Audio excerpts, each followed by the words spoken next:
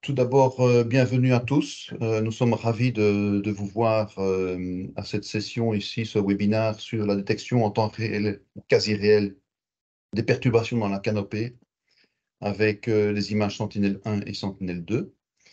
Nous sommes ici présents, nous sommes deux présents dans la salle ici. Donc, il y a Justine Huget, donc, ma collègue qui travaille chez CLS depuis 6 ans, principalement sur les aspects de détection forestière en forêt tropicale. Et je lui laisserai la parole juste après. Et moi-même, donc Carlos Douacet, donc je travaille depuis de nombreuses années aussi en télédétection, notamment, pas uniquement, mais sur les forêts tropicales. Donc j'ai 12 ans d'expérience en Afrique et j'ai rejoint CLS il y a 4 ans pour continuer les travaux sur la télédétection des surfaces terrestres.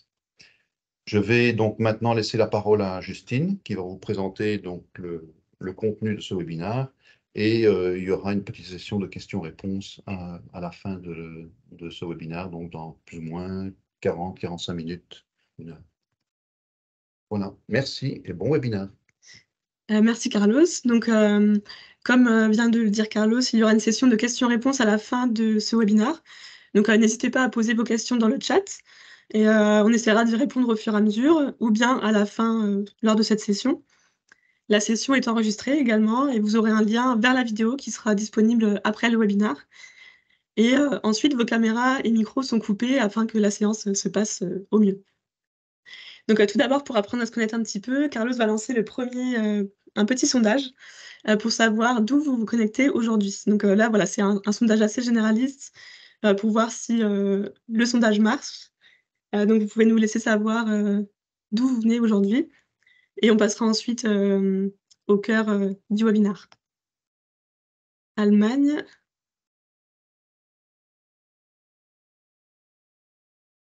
Toulouse, Amiens, plutôt européen alors pour le moment.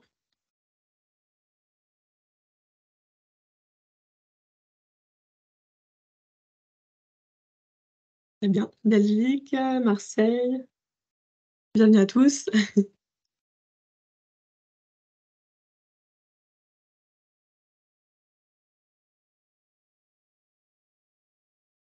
Très bien. Donc en ce qui concerne le contexte de ce webinaire, donc il fait partie du projet EO4SD Forest Management. Donc, EO4SD, c'est pour observation de la Terre pour le développement durable et dans la thématique de la surveillance du management des forêts. Donc, c'est une initiative qui est financée par l'ESA et qui vise à aider les institutions financières internationales et leurs États clients à exploiter les avantages de l'observation de la Terre dans leurs opérations de développement au niveau national et international. Donc, ce programme a plusieurs objectifs spécifiques. Tout d'abord, de fournir des démonstrations convaincantes de l'avantage et de l'utilité des informations qui sont basées sur l'observation de la Terre pour la gestion forestière. Ensuite, fournir des services pour différentes régions géographiques. Veiller à ce que les produits et services soient adaptés aux besoins des utilisateurs. Fournir un portefeuille de services forestiers opérationnels qui offre des produits dont la qualité est contrôlée. Et enfin, fournir un transfert de technologie via des exercices de renforcement des capacités. Et donc le webinaire auquel vous assistez aujourd'hui fait partie de cet objectif de transfert de technologie. Donc le consortium est un consortium plutôt européen international. Donc on a en lead GAF qui est situé en Allemagne. Et nous, CLS, nous sommes un partenaire dans ce consortium, aux côtés de l'université de Wageningen aux Pays-Bas, de Hatfield de Indufort et de Caribou Space. Et donc, dans le cadre de ce programme, nous avons lancé une série de webinaires au sujet de l'utilisation des données d'observation de la Terre au service de la surveillance des forêts. Donc, on a commencé par mettre à disposition toute une liste de cours en ligne qui permettent aux débutants de se familiariser avec la thématique et aussi avec les termes techniques. Donc, tout ça est disponible sur le site web du projet. Donc, c'est la première case que vous voyez ici à gauche. Et ensuite, on a proposé 9 thématiques différentes de webinaires en plusieurs langues. Les 2 premiers webinaires étaient plutôt généralistes et permettent d'introduire à la fois le projet EO4SD Forest et les données d'observation de la Terre, comme les différents types de capteurs qui existent et comment on peut les utiliser. Et les 6 webinaires qui suivent sont des webinaires plutôt techniques où on va plutôt aller étudier chaque produit qui est proposé par le programme et vous détailler la méthodologie, l'utilisation, la validation, etc.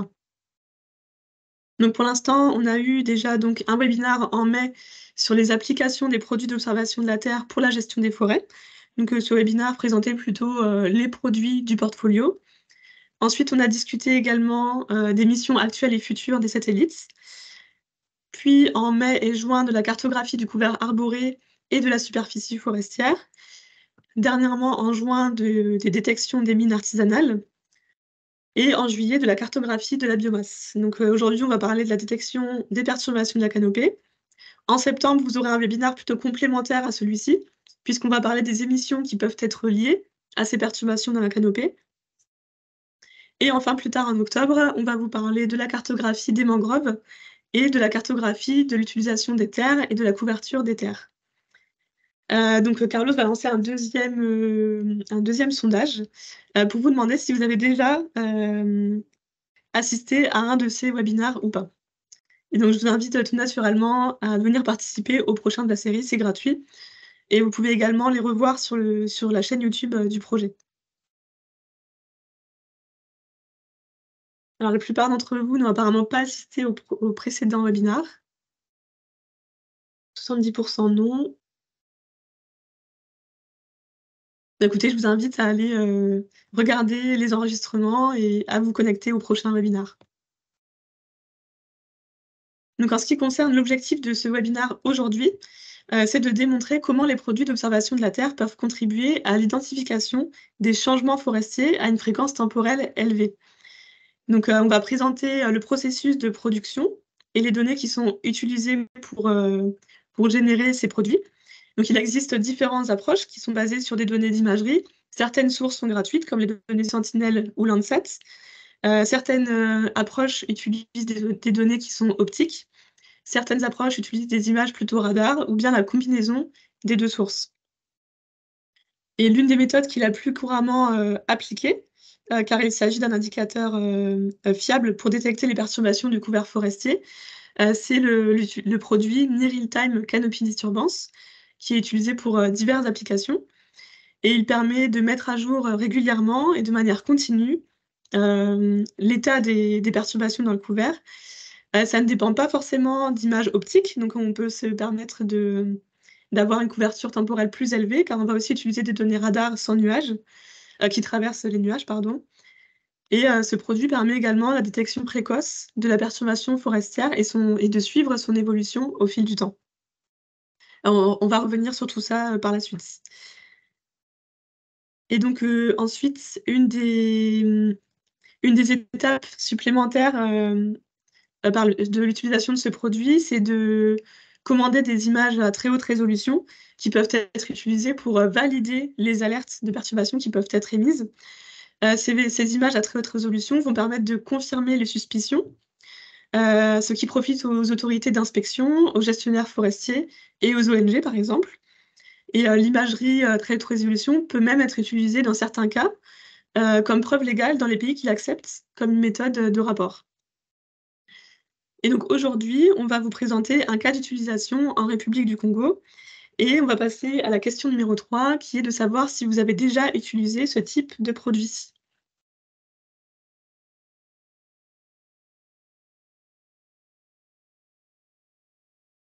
Donc la plupart d'entre vous ont déjà utilisé ce type de produit, c'est bien.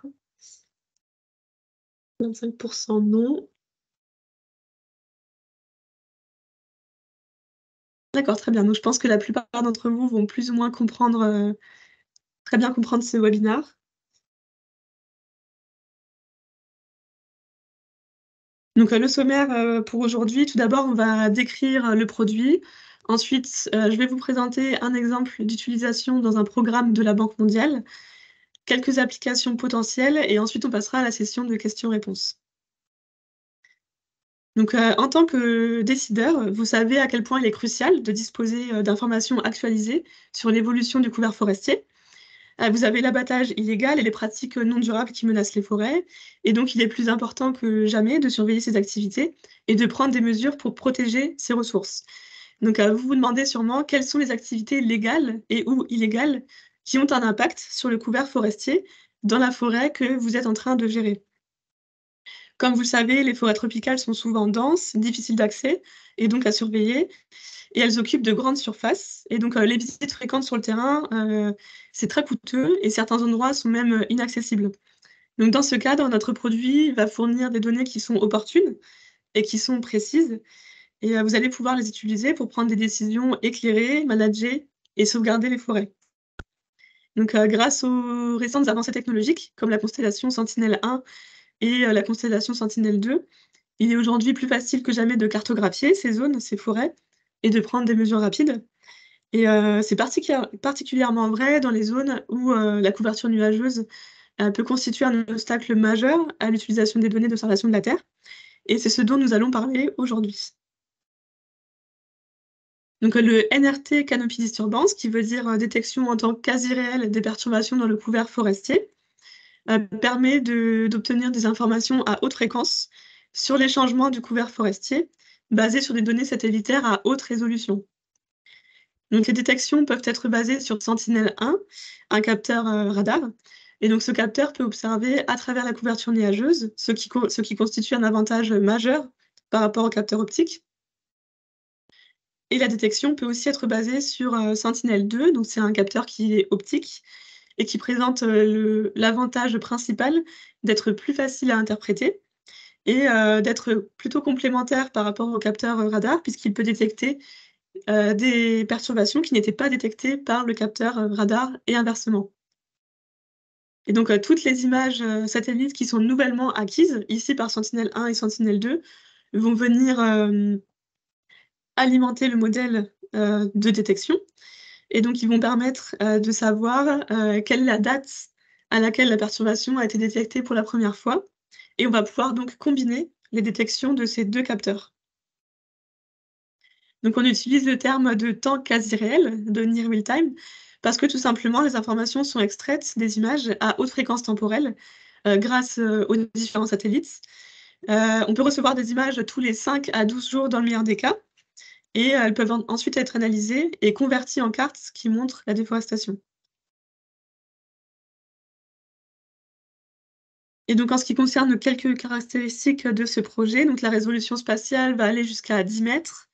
Les classes thématiques seront donc alerte de déforestation potentielle, alerte de déforestation confirmée et date de la détection de cette déforestation. En termes de précision, on va aller entre 70 à 90%, mais on peut aussi, par exemple, utiliser uniquement les alertes qui présentent une forte probabilité et donc augmenter cette précision globale. Et la résolution temporelle, comme je le disais, peut aller jusqu'à 5 jours. Donc ici, vous avez un exemple typique des détections qui peuvent être faites grâce à ce produit. Donc ici, vous avez les détections sur Sentinelle-2 que CLS a fait au Gabon, puisque au Gabon, en fait, on co-développe avec l'AGEOS, qui est l'Agence gabonaise d'études et d'observation spatiale, un algorithme complet de détection des perturbations du couvert forestier pour l'ensemble du pays. Donc ici, vous avez un petit extrait avec, vous voyez, le long de la route, l'apparition de certaines coupes dans le couvert forestier. Et donc ici, vous avez selon les couleurs la date sur laquelle la détection a été faite. Et donc les alertes ont été regroupées par mois pour faciliter l'affichage, mais vous pouvez également avoir accès à la date précise de la première détection. Et donc dès qu'une image est disponible, comme je disais, elle est traitée par l'algorithme et la détection des changements dans le couvert est entreprise. Et donc à partir du moment où vous avez ce produit, le gestionnaire forestier peut vérifier, par exemple, s'il s'agit d'une activité planifiée ou non planifiée. Les applications de ce type de produit sont variées. Donc, vous pouvez l'utiliser pour surveiller des aires protégées, par exemple, pour mettre en application, pardon, la législation forestière, pour identifier des coupes qui sont non planifiées, pour planifier et optimiser les inspections sur le terrain. On verra ça juste après.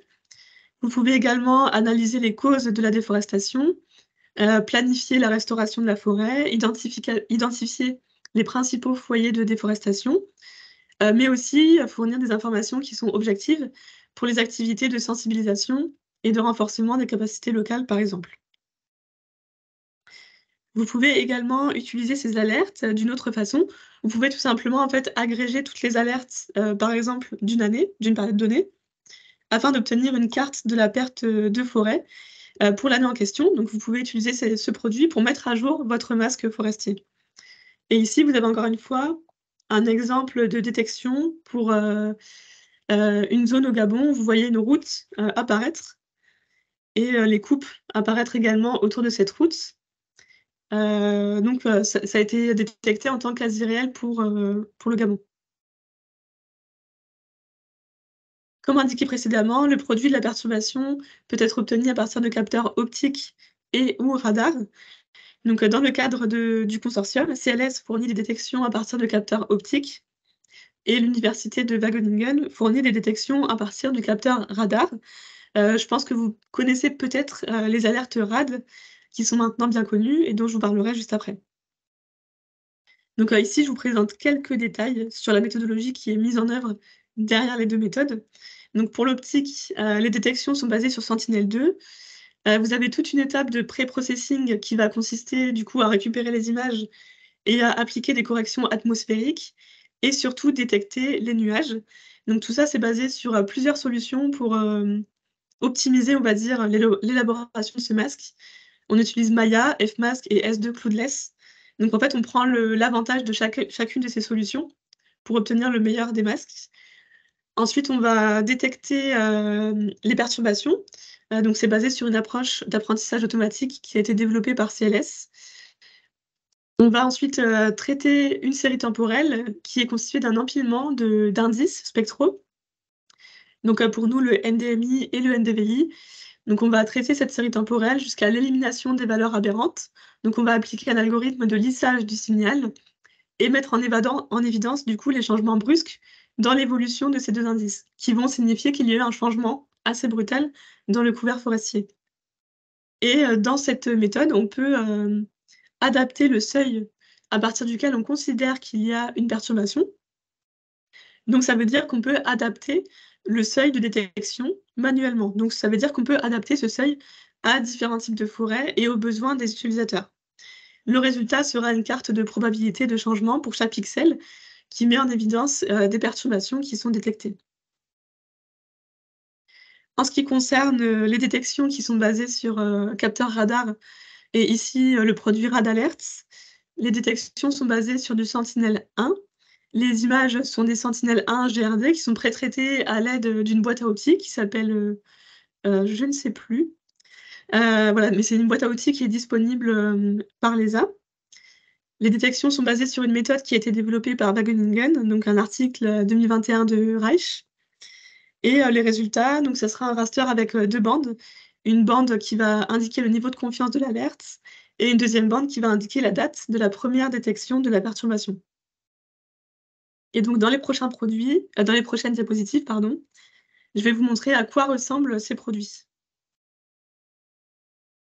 Donc ici, vous avez un exemple de détection de perturbations forestières à l'aide du capteur optique dans une zone de forêt dense au Gabon.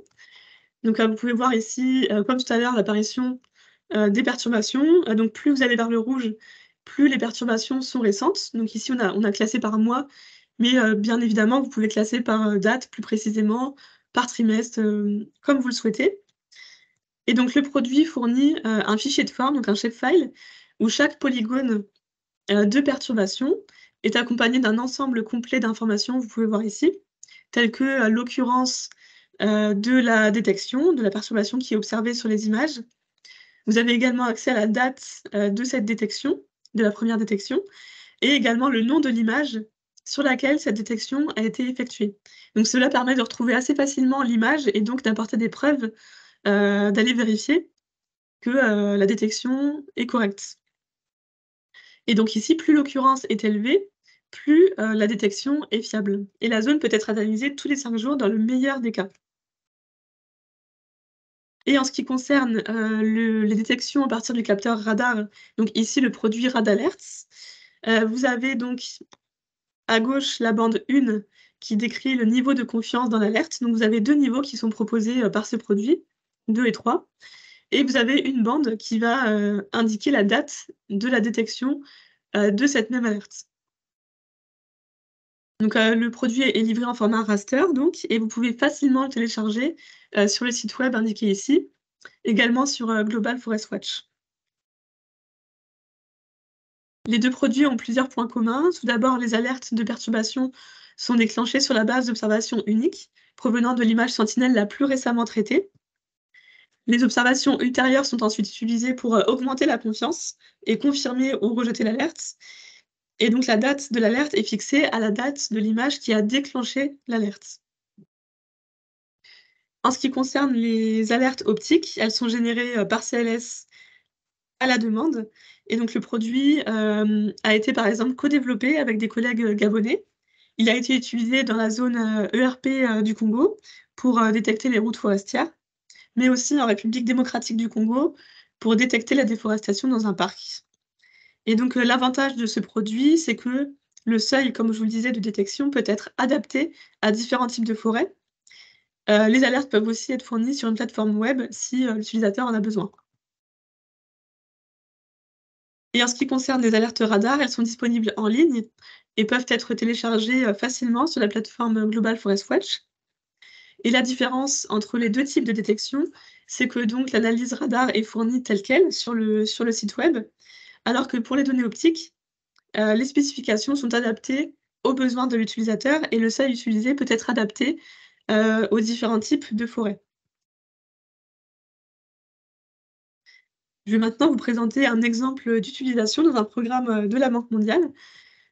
Donc il s'agissait du programme de réduction des émissions de Sangalé-Kuala. Donc c'est la zone que vous voyez ici en rouge sur la carte. Donc c'est 2 départements en République du Congo.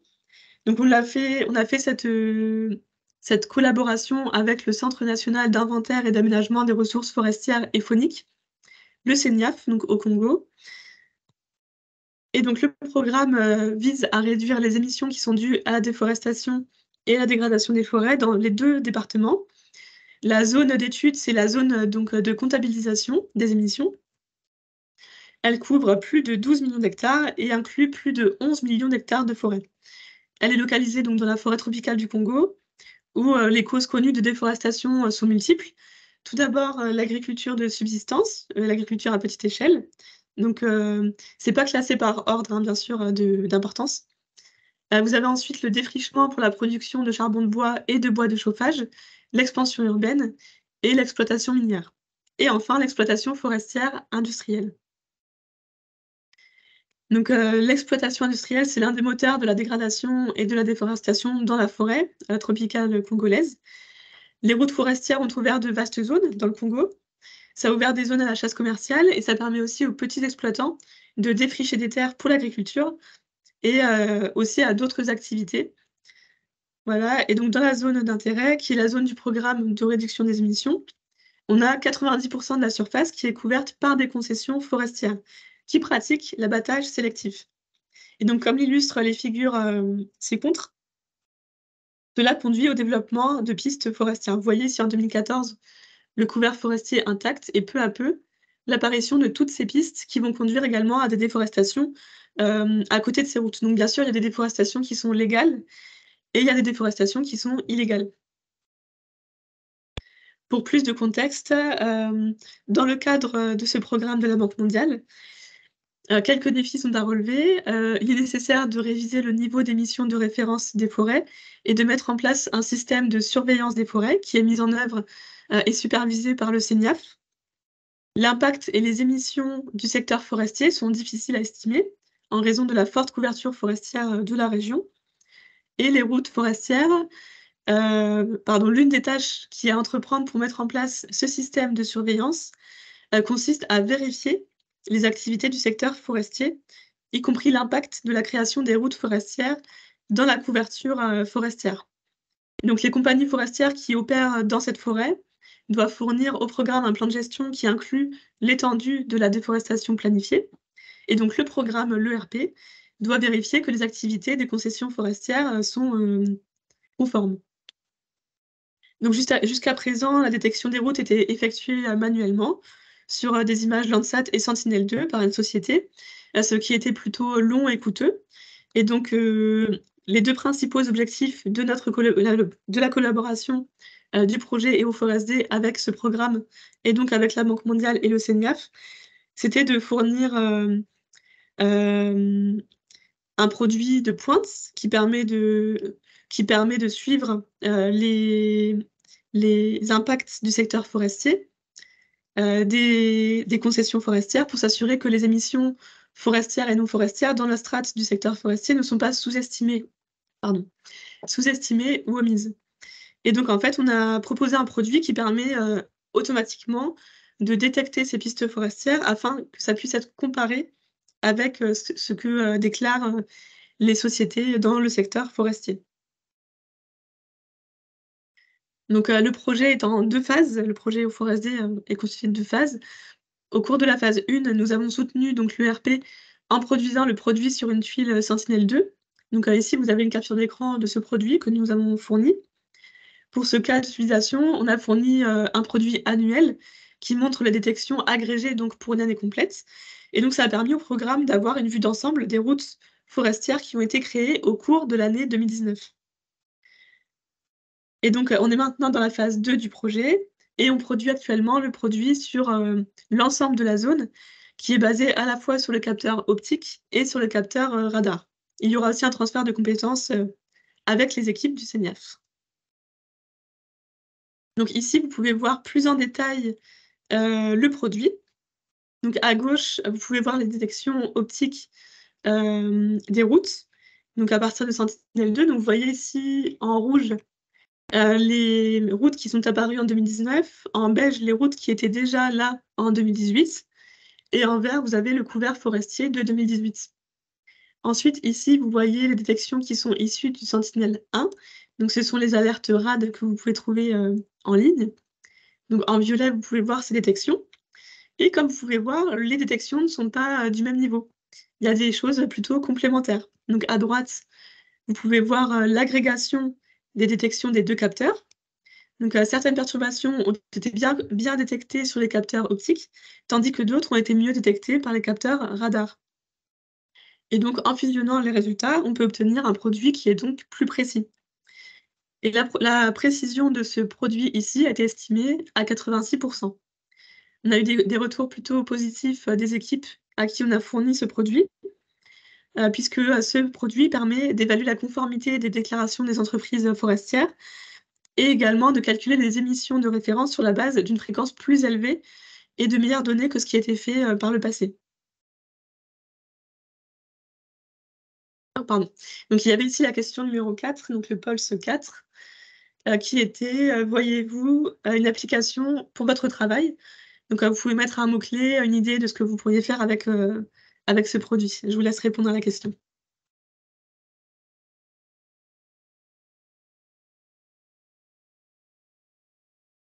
Il y a eu 2 réponses pour l'instant. Je crois pas.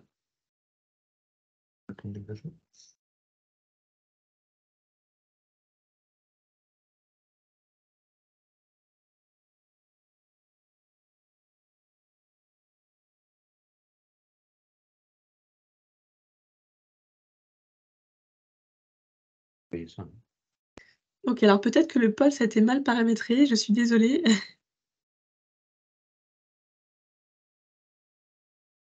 Bon, on va passer à la suite. Ah, couvert forestier, suivi. Oui, c'est logique.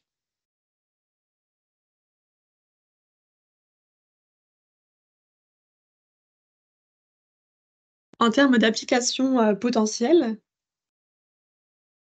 donc grâce à ces produits, on peut surveiller de manière interactive les forêts. Donc en effet, le produit peut être utilisé pour mettre en place un système d'alerte. Donc comme vous le savez, les gestionnaires forestiers ont besoin d'un outil qui les aide à reconnaître les perturbations forestières à un stade précoce et ainsi donner l'alerte sur de très vastes zones. Le gestionnaire a également besoin de différencier les activités légales ou illégales et de contrôler au fil du temps ces activités. Le gestionnaire a également besoin de collecter des preuves par l'image en cas de litige, pardon. Ensuite, il a besoin d'alertes qui peuvent être envoyées directement sur les téléphones, avec la géolocalisation, la zone de changement, le degré de confiance et l'heure de la détection.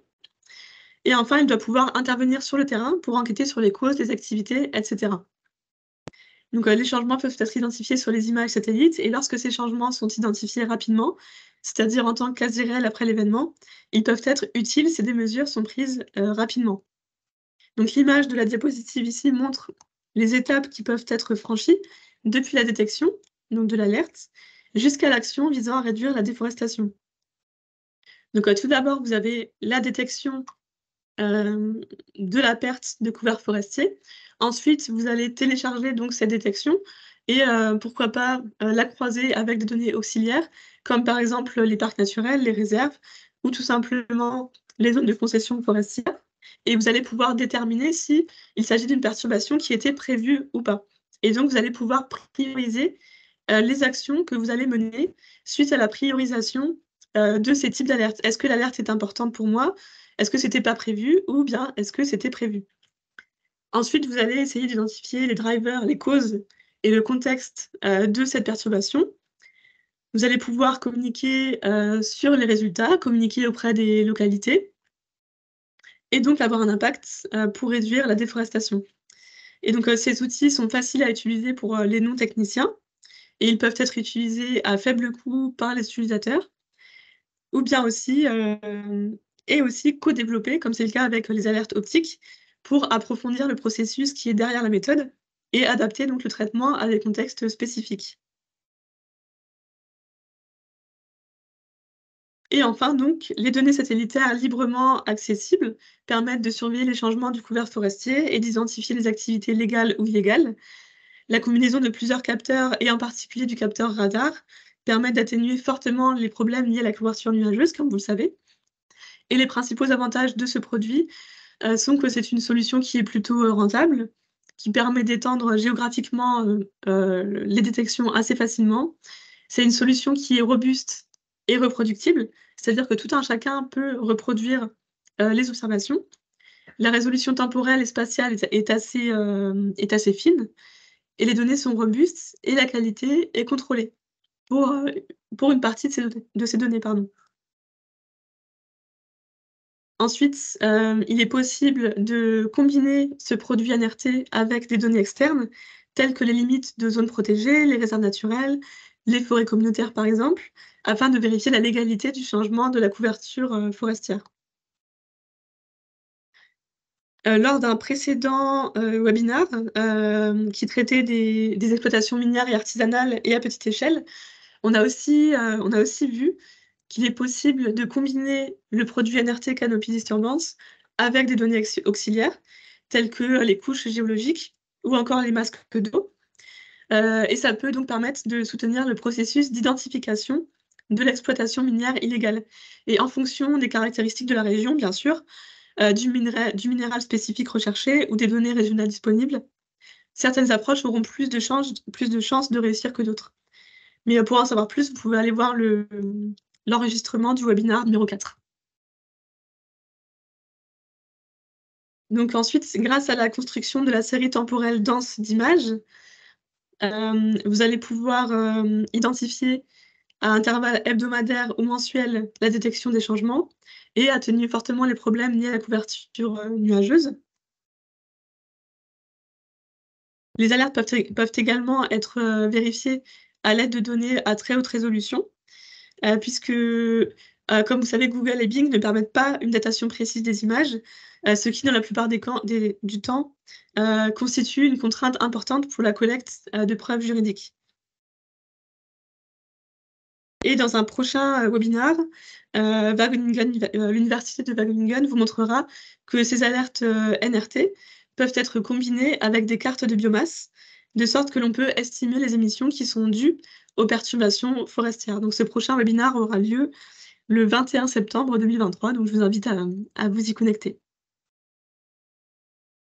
Et donc c'est tout pour, ce webinaire, donc n'hésitez pas à nous poser vos questions.